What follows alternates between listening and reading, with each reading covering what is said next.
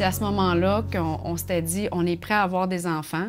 Mais bon, Martin, étant donné qu'il avait commencé une médication et qu'il ne pouvait pas avoir des enfants en même temps qu'il prenait le médicament, il a fallu repousser ce projet-là. Ça, je dirais que ça a été une des premières périodes un petit peu plus difficiles pour moi. Depuis le début, on était beaucoup centré sur Martin, comment on s'adapte, comment qu'on peut l'aider. Et moi, je me sentais un petit peu coupable de me dire, ben là, il faut que je repousse le projet d'avoir des enfants, mais en même temps, c'est sa santé à lui, là. Je me suis sentie un peu coupable à ce moment-là d'avoir ces pensées-là. Puis je me suis dit, gars, attends quand même le temps que ça prend. Finalement, ils ont fait des recherches et on a su rapidement que l'homme pouvait, malgré la médication, avoir des enfants. Donc, on a eu notre premier enfant. Quand j'ai fait la dernière poussée, en fait, qui fait que je suis restée avec des séquelles, je venais de tomber enceinte, je venais d'apprendre que j'étais enceinte. Fait que tout ça, ça a forcé un congé préventif aussi parce qu'on voulait protéger le bébé, on voulait pas que je m'épuise. Fait que j'ai comme été forcée de réaliser que c'était vrai, puis que c'était ça. Mais c'était bien en même temps parce que je pouvais prendre soin de moi. Je pouvais faire de l'exercice, je pouvais m'étirer, je pouvais me reposer. Fait que ça m'a permis, cette période-là, ça coïncidait bien quand même de réaliser que c'était concret un peu. Parce que j'avais eu des poussées, mais ça revenait. Je revenais toujours pas mal à 100%. Là, ça semblait pas vouloir revenir. Alors, la sclérose en plaques n'affecte pas la fertilité. Oui, c'est possible d'avoir des enfants tout en ayant cette maladie-là. Par contre, c'est quelque chose qui doit être planifié. Donc, il faut que ce soit discuté avec l'équipe soignante parce que tout dépendant du traitement, ça se peut qu'on ait à changer de type de traitement ou qu'on ait à le cesser. Pas juste nos traitements qui sont reliés à la sclérose en plaques, mais aussi des traitements de symptômes. Parfois, on va prendre la médication pour la douleur qui ne peut pas être poursuivie durant la grossesse ou pour la dépression ou autre. Donc, oui, il n'y a pas de problème, ça se planifie, mais il faut en discuter, il faut planifier tout ça. Alors, la première chose à faire, c'est de communiquer avec son équipe, donc l'infirmière, le médecin, parce qu'on va devoir discuter à ce moment-là du traitement actuel pour évaluer si on doit l'interrompre ou pas. C'est pas tout le monde qui va prendre des traitements durant la grossesse non plus.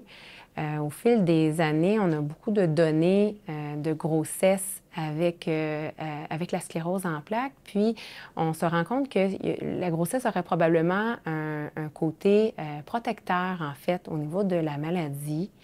Le phénomène serait probablement expliqué par le fait que notre système immunitaire est plus faible, en fait, enceinte pour éviter le rejet au niveau du fœtus. Et puis, donc, ce serait le même principe, vu que le système immunitaire est plus faible, il serait moins actif. Donc, il y aurait un effet protecteur sur la maladie. Puis ça a été observé en sclérose en plaques, mais aussi au niveau d'autres maladies auto-immunes. Par contre, il faut faire attention parce qu'après l'accouchement, c'est l'effet inverse. Donc, les 3 premiers mois qui suivent l'accouchement, souvent, il va y avoir une recrudescence de l'activité de la maladie. C'est pour ça qu'on doit être suivi tout le long de la grossesse pour qu'on puisse planifier quand est-ce qu'on arrête le traitement si jamais on l'arrête, quand est-ce qu'on le reprend, c'est quoi les options qui sont là. Et puis, un accouchement, ça se planifie pas vraiment, en fait. Donc, c'est pour ça qu'on doit en discuter d'avance pour qu'il y ait déjà quelque chose de mis en place. Pour les enfants, en fait, généralement, un enfant dont l'un des 2 parents est atteint de la sclérose en plaques, il y a entre 1 et 3 de chances d'avoir la sclérose en plaques.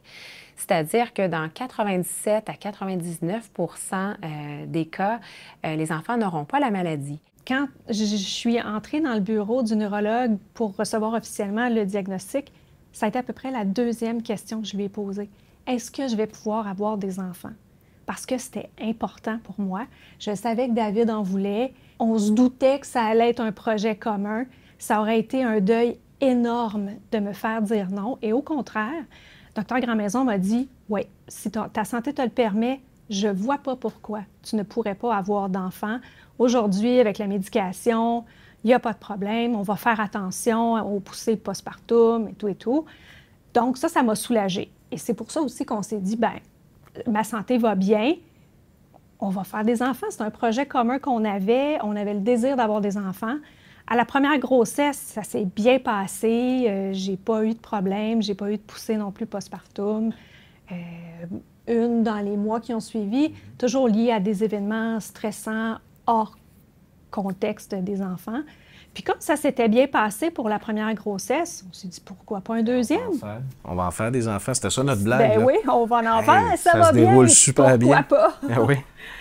Et c'est là que ça a moins bien fonctionné, mais ça aussi, encore là, c'est un concours de circonstances, là. Les médecins recommandaient qu'on cesse la médication avant de tomber enceinte. Et m'est arrivé un événement très stressant. Moi, la faiblesse, c'est le stress. Et au moment où je suis tombée enceinte, j'ai fait la poussée liée à l'événement stressant. Puis, comme j'étais enceinte, il n'était pas possible de me donner de la cortisone. Donc, les symptômes sont restés. J'ai refait une poussée à 5 mois de grossesse, poussée qui ne s'explique toujours pas et qui a empiré les symptômes. Mais malgré tout, on ne regrette pas parce que c'est tellement une belle famille, on est tellement fiers d'elle. Aujourd'hui, ils ont 7 et 5 ans. Ça fait des enfants très débrouillards, très empathiques, très ouverts aussi, posent beaucoup de questions, très ouverts aux autres, pas dans le jugement parce que nous, on est différents. Fait que c'est pas grave que les autres soient différents. Quand on a une mobilité réduite puis des petits-enfants, on se trouve des trucs. On a de l'aide aussi, mais on se trouve des trucs. Quand j'ai eu mon deuxième enfant, la plus jeune avait pas tout à fait la plus vieille avait pas tout à fait 3 ans. Elle est devenue vite débrouillarde, mais c'était déjà une petite personne très débrouillarde qui voulait aider beaucoup. Puis elle m'a aidé beaucoup. Ça a beaucoup contribué au fait que c'était plus facile. Elle m'aidait à changer la couche, elle m'apportait les choses. Quand j'échappais des choses, elle me les donnait. C'est ça aussi qui a fait que, finalement, on se débrouille bien. Puis quand on est dedans, on s'en rend pas compte non plus, je pense. Ça va tellement vite. On se trouve des trucs.